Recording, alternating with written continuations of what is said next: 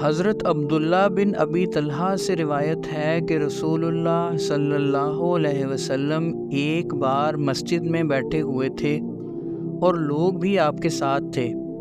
اسی اثناء میں 3 آدمی سامنے آئے۔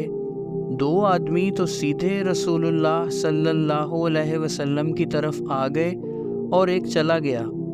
کہتے تھے کہ وہ دونوں رسول اللہ صلی اللہ علیہ وسلم کے پاس آ کر کھڑے ہو گئے۔ ان میں سے ایک جو تھا تو اس نے حلقے میں خالی جگہ دیکھی، وہ اس میں بیٹھ گیا، اور دوسرا جو تھا تو وہ لوگوں کے پیچھے بیٹھ گیا، اور جو تیسرا تھا وہ پیٹھ پھیر کر چلا گیا۔